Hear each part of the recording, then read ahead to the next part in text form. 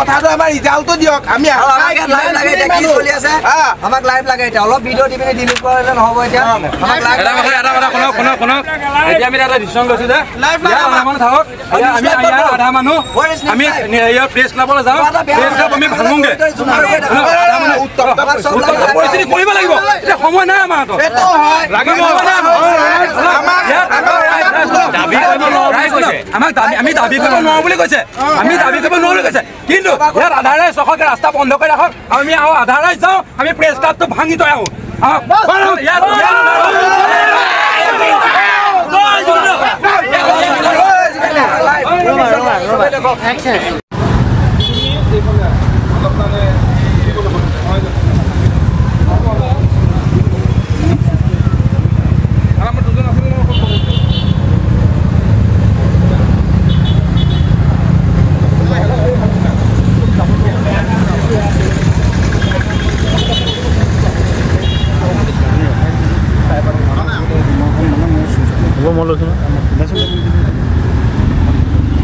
press club ভাঙো আমি যিখিনি আচল নিউজ আমি সেইখিনি সমৰ্থন দিছোঁ আমি কোনোবাই ভাঙিব ছিঙিব আমিতো সমৰ্থন দিব নোৱাৰোঁ যোৰহাট প্ৰেছ ক্লাবৰ আজি 25 বছৰ হ'বলৈ হৈছে আৰু এই প্ৰেছ ক্লাবটো ভাঙোগৈ বুলি ক'বলৈ গৈছে আপুনি ফেক্টৰী হিচাপে কি ক'ব এতিয়া কি পদক্ষেপ লোৱা হৈছে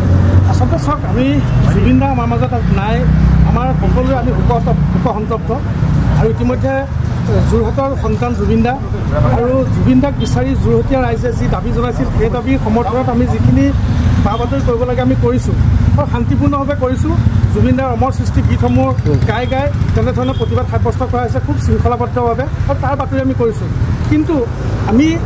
যোৰহাটীয়া হিচাপে জুবিন দাক আমাক লাগে বুলি কিবা উশৃংখল কৰি ৰোড ব্লক কোনোবাই কৰি ৰাস্তাত গাড়ী ৰখাই তেওঁলোকে কালি নিশাৰ পৰা গাড়ী ৰখাই থৈছে যাত্ৰীসকলৰ অসুবিধা হৈছে আমি তাৰ পৰিপন্থী নহয় যোৰহাটৰ আমি সেই তাৰ পৰিপন্থী নহয় আমি কেতিয়াও ইমান অগণতান্ত্ৰিক এটা আন্দোলনৰ আমি কেতিয়াও পৰিপন্থী নহয় আৰু সেইবাবে আজিৰ দিনটোত আমি তেওঁলোকৰ কোনো ধৰণৰ বা বাতৰি আমি কৰা নাই কাৰণ আমি হিংসাক কেতিয়াও প্ৰশ্ৰয় দিব নোৱাৰোঁ আৰু সেইকাৰণে আমি সেই বা বাতৰিবিলাকৰ পৰা আমি আজি সমগ্ৰ দিনটো বিৰত আছোঁ আমি কোনোদিন আমি গৈ পেলাই তেওঁলোকৰ ৰোড ব্লক আমি টিভিত দেখুওৱা নাই বা কাকতত লিখা নাই তাৰ কাৰণে যিসকল একাংশ উদণ্ড যি যুৱক আছে তেওঁলোকক আমি দেখা পালোঁ যে এটা ভিডিঅ'ত একাংশ উদণ্ড যুৱকে কৈছে যে সাংবাদিকসকল কেনেকৈ তেওঁলোক আহক আমাক লাইভ কৰিব লাগিব যদি লাইভ নকৰে তেনেহ'লে যাওঁ আমি বলক যোৰহাট প্ৰেছ ক্লাবটো ভাঙি দিম আমি এই কথা কেতিয়াও গ্ৰহণযোগ্য নহয় অসমৰ সংবাদ মাধ্যমলৈ আহ্বান অসমৰ সংবাদ মাধ্যমক আমি আহ্বান জনাইছোঁ যে এনেধৰণৰ যদি জুবিনৰ অনুৰাগী নিজকে জুবিনৰ অনুৰাগী বুলি ভাবি এনেধৰণে উদণ্ড কাম কৰে এনেধৰণৰ উদণ্ড কথা কয় এনেধৰণৰ পৰিৱেশ বিনষ্ট কৰি দিয়া কাম কৰে তেওঁলোকক কিন্তু কেতিয়াও সহ্য কৰা নহ'ব আৰু বিশেষত যোৰহাট প্ৰেছ ক্লাব এটা এইবাৰ ৰূপালী জয়ন্তী বৰ্ষত ভৰি দিছে এনে এটা ঐতিহ্যমণ্ডিত গৰিমামণ্ডিত এটা প্ৰেছ ক্লাবক এনেধৰণে ভাঙি দিওঁগৈ বল বুলি কোৱা সহ্য কৰা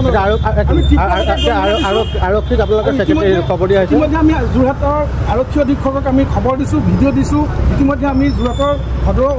অচিক আমি ভিডিঅ' খবৰ দিছোঁ তেওঁলোক আহিছে তেওঁলোকে যোৰহাট প্ৰেছ ক্লাবৰ আগত ইতিমধ্যে অৱস্থান কৰিছে আৰু সকলোৱে আচলতে এটা কথা একেমুখে যোৰহাটবাসীয়ে কৈছোঁ যে আমি জুবিন দা যোৰহাটৰ সন্তান হিচাপে জুবিন দাক আমি বিচাৰিছোঁ কিন্তু আমি যেনেধৰণে বিচাৰিব লাগে শান্তিপূৰ্ণভাৱে বিচাৰিছোঁ আমি কিন্তু এনেকৈ ধৰণে ৰোড ব্লক কৰি ক'ৰবাত মানুহক অশান্তি কৰি অভদ্ৰামি কৰি আমি কিন্তু জুবিন দাক কেতিয়াও বিচাৰিবলৈ যোৱা নাই আৰু এইটো যোৰহাটীয়া মানুহৰ কেতিয়াও কালচাৰ নহয়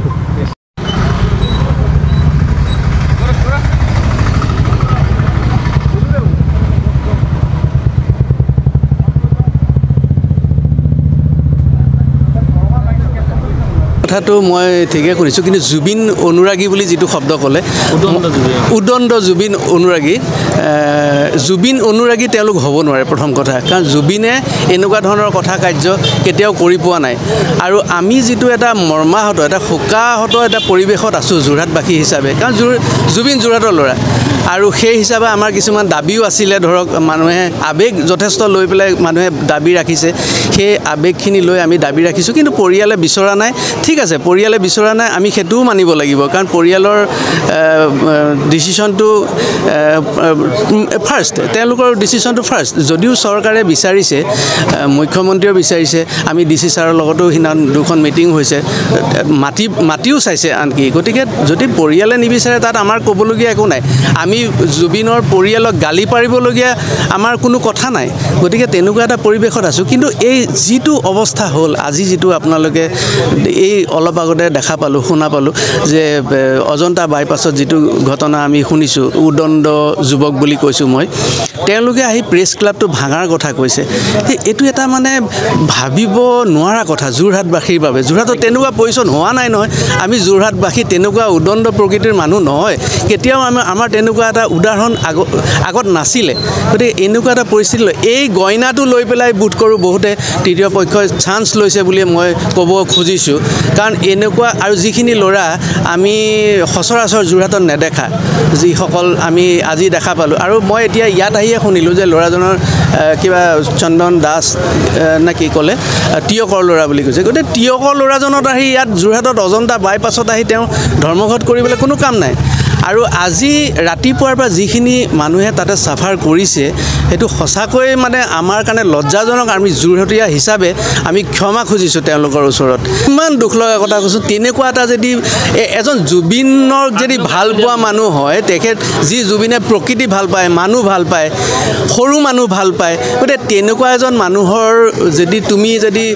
ধৰ্ণা দিছা তুমি যদি প্ৰতিবাদ কৰিছা তুমি সেই কথাটো যদি চিন্তা কৰিব নোৱাৰা তুমি জুবিন অনুৰাগী হোৱাৰ যোগ্য নেকি তুমি হুংকাৰ দিছে তেখেতসকল প্ৰথমেই কৈছোঁ জুবিন অনুৰাগী হ'বই নোৱাৰে কাৰণ জুবিন দা মাটিৰ মানুহ আছিলে জুবিন দা খাটি খোৱা লোকৰ মানুহ আছিলে আৰু জুবিন দাৰ প্ৰত্যেকজন ব্যক্তিৰ লগত স্পষ্টকৈ কথা পাতিছিলে কিন্তু এইসকল লোকে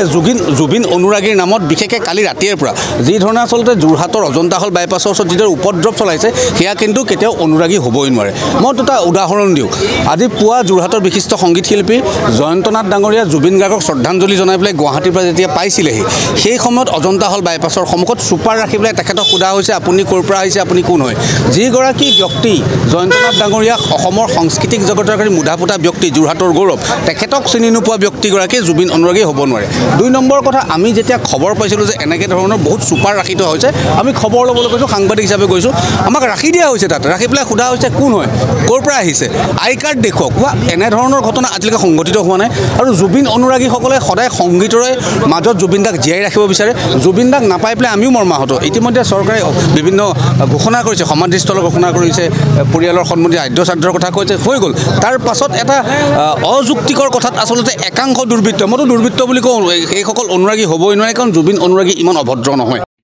যিকোনো খবৰ বিজ্ঞাপনৰ বাবে যোগাযোগ কৰক 7896121996